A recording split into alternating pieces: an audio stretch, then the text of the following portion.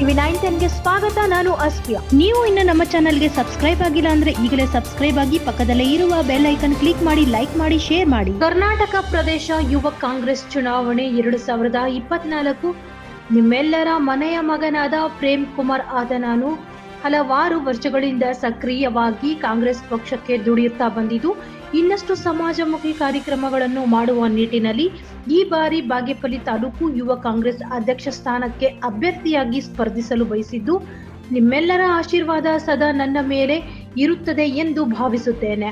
ಈ ಮೂಲಕ ತಮ್ಮೆಲ್ಲರ ಸೇವೆಯನ್ನು ಮಾಡುವ ಅವಕಾಶವನ್ನು ಮಾಡಿಕೊಡಬೇಕು ಎಂದು ಹೃದಯಪೂರ್ವಕವಾಗಿ ಪ್ರಾರ್ಥಿಸುತ್ತೇನೆ. ಇಂತಿ ನಿಮ್ಮ ಪ್ರೇಮ್ ಕುಮಾರ್ ವಿ.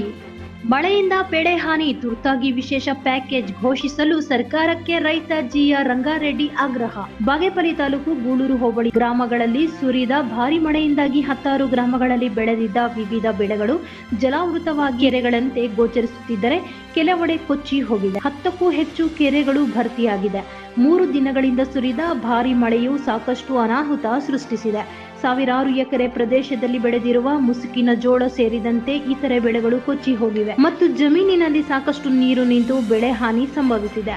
ಕಳೆದ 3 ದಿನಗಳಿಂದ ಸತತವಾಗಿ ಸುರಿದ ಮಳೆಗೆ ಲಕ್ಷಾಂತರ ರೂಪಾಯಿಗಳು ಸಾಲ ಮಾಡಿ ಕಷ್ಟಪಟ್ಟು ಬೇಸಾಯ ಮಾಡಿದ್ದ ಬೆಳೆಗಳು ಕಣ್ಮುಂದೆಯೇ ನಾಶವಾಗುತ್ತಿರುವುದು ರೈತರನ್ನು ಚಿಂತೆಗೀಡು ಮಾಡಿದೆ. ಗೂಳೂರು ಗ್ರಾಮದ ರೈತ ರಂಗಾರೆಡ್ಡಿಗೆ ಸೇರಿದ 4 ಎಕರೆ ಮೆಕ್ಕೆಜೋಳ ಭಾರಿ ಮಳೆಗೆ ಬೆಳೆದು ನಿಂತ ಫಸಲು ನೆಲಕ್ಕೆ ಒರಗಿದೆ ಎಂದು ಗೂಳೂರು ಗ್ರಾಮದ ಬಡ ರೈತ ತಮ್ಮ ಸಮಸ್ಯೆಯನ್ನು ಹೇಳಿದ್ದಾರೆ. ಮುಂಗಾರು ರೈತ ಸಮುದಾಯದಲ್ಲಿ ಹರ್ಷ ಉಂಟು ಮಾಡಿತ್ತು. ಆದರೆ ಅಗತ್ಯಕ್ಕಿಂತ ಅಧಿಕ ಮಳೆ ಆಗುತ್ತಿರುವುದರಿಂದ ಬೆಳೆಗಳಿಗೆ ರೋಗದ ಕಾಟ ಉಂಟಾಗಿದೆ. ಅತಿಯಾದ ಮಳೆ ವರದ ಬದಲು ಶಾಪವಾಗಿ ಪರಿಣಮಿಸಿದೆ ಎಂದು ಹೇಳಿದರು.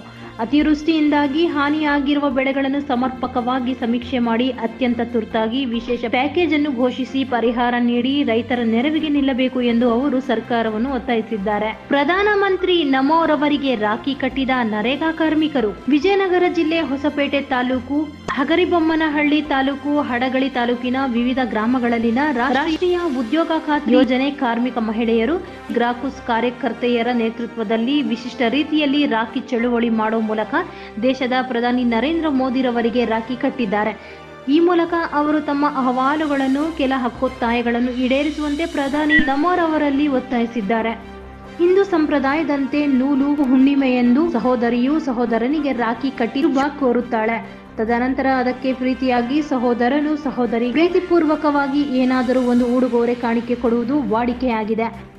ಅದೇ ರೀತಿ ಹಗರಿಬೊಮ್ಮನಹಳ್ಳಿ ತಾಲೂಕಿನ ವಿವಿಧ ಗ್ರಾಮಗಳ ಮಹಿಳಾ ಕಾರ್ಮಿಕರು ನರೇಗಾ ಕಾರ್ಮಿಕರು ಗ್ರಾಕುಸ್ ಸಂಸ್ಥೆಯ ನೇತೃತ್ವದಲ್ಲಿ ಪ್ರಧಾನಮಂತ್ರಿ ನರೇಂದ್ರ ಮೋದಿರವರಿಗೆ ರಾಖಿ ಕಟ್ಟಿದ್ದಾರೆ. ಮುರಗಮಲ ದರ್ಗಾ ಸಮಿತಿಯೊಂದಿಗೆ ತಹಸೀಲ್ದಾರ್ ಸಭೆ. ಪ್ರಸಾದ ಹಂಚಬೇಕಾದರೆ ದರ್ಗಾ ಸಮಿತಿಯಿಂದ ಅನುಮತಿ ಕಡ್ಡಾಯ. ರಾಜ್ಯದ ಹಿಂದೂ ಮುಸ್ಲಿಮರ ಭಾವೈಕ್ಯತೆಯ ಕೇಂದ್ರ ಹಾಗೂ ಪುಣ್ಯ ತಾಣವಾಗಿರುವ ಚಿಂತಾಮಣಿ ತಾಲೂಕಿನ ಮುರಗಮಲ ಗ್ರಾಮದ ಹಜರತ್ ಅಮ್ಮಾಜಾನ್ ಬಾವಾಜಾನ್ ದರ್ಗಾ ಸಮಿತಿಯೊಂದಿಗೆ ಚಿಂತಾಮಣಿ ತಾಲೂಕು ದಂಡಾಧಿಕಾರಿಗಳಾದ ಸುದರ್ಶನ್ ಯಾದವ್ ಹಾಗೂ ತಾಲೂಕು ಪಂಚಾಯತ್ ಕಾರ್ಯನಿರ್ವಹಣಾಧಿಕಾರಿ ಆನಂದ್ ರವರು ನಗರದ ತಾಲೂಕು ಕಚೇರಿ ಸಭಾಂಗಣದಲ್ಲಿ ಸಭೆ ನಡೆಸಿದರು. ಸಭೆಯಲ್ಲಿ ಕಂದಾಯ ಇಲಾಖೆ ಅಧಿಕಾರಿಗಳು, ಸ್ಥಳೀಯ ಗ್ರಾಮ ಪಂಚಾಯಿತಿ ಅಧಿಕಾರಿಗಳು ಭಾಗವಹಿಸಿ ಸಮಿತಿಯೊಂದಿಗೆ ಹಲವು ವಿಚಾರಗಳ ಬಗ್ಗೆ ಸುದೀರ್ಘ ಚರ್ಚೆ ನಡೆಸಿದರು. ಆ ಕಂಡೀಷನ್ ವೈಲೇಟ್ ಆದರೆ ನಿಮ್ಮ ಮೇಲೆ ಶಿಸ್ತು ಕ್ರಮ ತಗೊಳ್ತೀವಿ. ಯಾರು ಲೆಟರ್ ಕೊಡ್ತಾರೆ ನಿಮಗೆ ಪರ್ಮಿಷನ್ಗೆ, ಅವ್ರ ಮೇಲೆ ನಿಮ್ಮ ಮೇಲೆ ಡಿಸಿಪ್ಲಿನರಿ ಆ್ಯಕ್ಷನ್ ತಗೊಳ್ತೀವಿ ಅಂತ ಹೇಳ್ಬಿಟ್ಟು ನಮ್ಮ ರೂಲ್ಸ್ ಪ್ರಕಾರ ಮಾಡ್ತೀವಿ ಅಂದರೆ ನೀವು ಅದರಲ್ಲೇ ಮೆನ್ಷನ್ ಮಾಡ್ತೀವಿ. ಅವ್ನಿಗೆ ತೋರಿಸ್ಬೇಕು, ನೋಡಿರಿ ನಾವು ಇದು ಷರತ್ತು ಹಾಕಿ ಕೊಡ್ತಾ ಇದ್ದೀವಿ, ಇದ್ರ ವೈಲೇಷನ್ ಆದರೆ 100% ನಿಮ್ಮ ಮೇಲೆ ಆ್ಯಕ್ಷನ್ ಬರೀತೀವಿ. ಇಲ್ಲಾಂದರೆ ನಿಮ್ಗೆ ಬೇಡ ಅಂದರೆ ನಾವು ಬೇಡ, ನಾವು ಪರ್ಮಿಷನ್ ಕೊಡೋದಿಲ್ಲ ಮಾಡಿಸ್ಬೇಕಷ್ಟೇ, ಇಲ್ಲಾಂದ್ರೆ ಆಗೋದಿಲ್ಲ. ಪ್ರಾಪರ್ಟಿ ನಿಮ್ಮದು ಅಂತಂದಮೇಲೆ ನಿಮ್ಮ ಆಥರೈಸೇಷನ್ ಯಾರು ಬರೋಂಗಿಲ್ಲ. ಬರೀರಿ ಮತ್ತೆ ಡಿಪಾಸಿಟ್ ಆ ಥರ ಏನಾದರೂ ಇದೆಯಾ ನಿಮ್ಮಲ್ಲಿ? ಡಿಪಾಸಿಟ್ ಮಾಡೋದು